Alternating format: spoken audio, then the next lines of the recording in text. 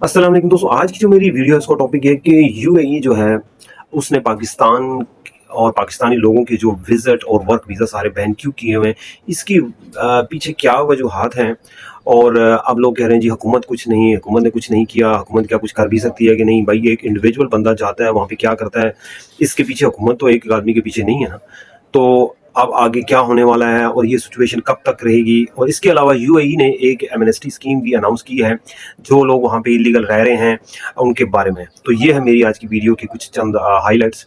जी नाजरीन, तो सबसे पहले ये है भाई कि यूएई जो पाकिस्तानियों के लिए सबसे हॉट डेस्टिनेशन थी और है भी, कि वहाँ पे पाकिस्तानी विजिट वीज़ा लेके आराम से पहुँच जाते थे। टिकट भी सस्ता था, 80,000 90,000 रुपये में। मसलन आपकी सेरीन एयर है, PIA है, क्योंकि लोगों का यूएई में आना जाना ज़्यादा है। इवन के जो यूरोप और अमेरिका के लोग हैं वो भी यूएई में उतरते हैं फिर आगे जाते हैं। तो इस वजह से पाकिस्तानियों को टिकट भी आसानी से मिल जाता है, वीज़ा भी इजीली एक्सेस हो जाता है कोई ना कोई किसी न किसी तरीके से, और वीज़ा भी बहुत आसानी से मिल जाता था बगैर बैंक स्टेटमेंट की किसी चीज़ के भी। लेकिन सिचुएशन 2024 में चेंज हुई है।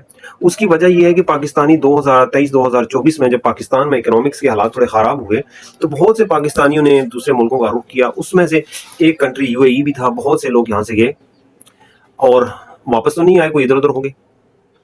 अभी प्रॉब्लम कहाँ पे आया? प्रॉब्लम वहां पे आता है कि अभी कंप्यूटराइज सिस्टम है, उनको पता चल जाता है कि जनाब एक महीने में या 2 महीनों में इतने लाख लोग आए और इस नेशनैलिटी के इतने पाकिस्तानी इतने हुए, इंडिया के इतने आए, यूएई के इनका वीजा 3 महीने का था, मगर आउट एग्जिट नहीं हो रहे।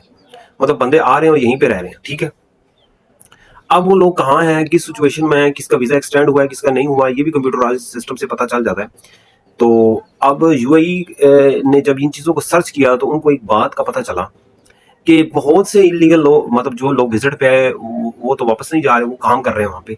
अब काम किस तरह कर रहे हैं कि भाई बहुत सी दुकानें थी, जैसे कोई ग्रोसरी का स्टोर है, डिपार्टमेंटल स्टोर है, या कोई बार्बर की शॉप है, या कोई छोटी मोटी जितनी भी शॉप्स हैं, या क्लीनिंग की जॉब्स हैं।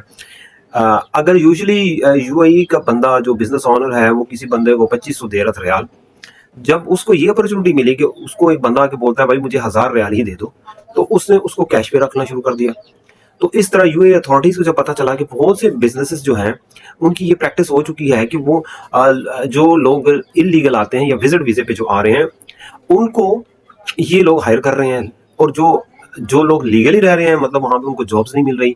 तो ये प्रैक्टिस हो रही थी, जिसको कंट्रोल करने के लिए यूएई ने सबसे पहले तो ये किया कि वीज़ास जो हैं पाकिस्तानियों के लिए बंद कर दिए, या अगर हैं भी तो उनमें रिस्ट्रिक्शन बहुत कर दी। जैसा कि एग्जांपल, विजिट वीज़े पे आप जाएं अब तो 3000 रियाल भी आपके पास होने चाहिए, रिटर्न टिकट भी होना चाहिए और होटल बुकिंग भी होनी चाहिए, ठीक है।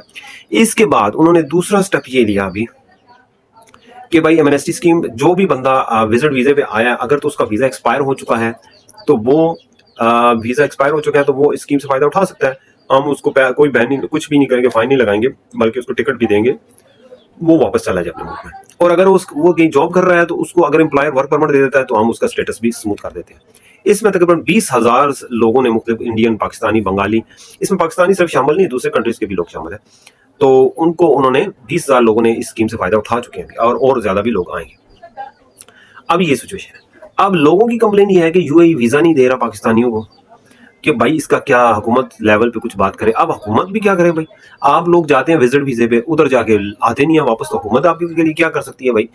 हुकूमत तो ये कर सकती है कि भाई जो मतलब है कि यूएई की हुकूमत भाई हमारे लोगों को भी आसानी से दे दें वीजा। वीजा तो आ रहे यूएई वाले बहुत आसानी से दे रहे थे, तस्वीर चाहिए आपको, एक पासपोर्ट की फीस चाहिए, और क्या चाहिए था।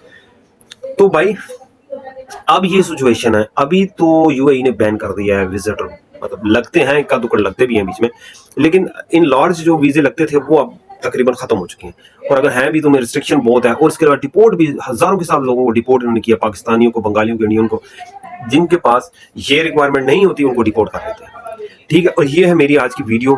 अब इसमें आप लोगों से ये दरख्वास्त है कि भाई अगर आपको कोई वीजा मिल रहा है और वीजा ले लें, जैसे कि फ्रीलांस वीजा है, या आपको कोई जॉब ऑफर मिलती है तो वो कंपनी आपको डायरेक्ट अगर वर्क परमिट भेजती है इस तरह मिल सकता है।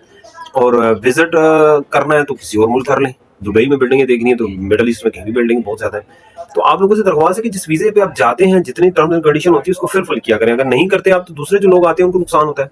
तो ये मेरी आज की वीडियो है, उम्मीद है आप लोगों को पसंद आई होगी। इजाजत, अल्लाह।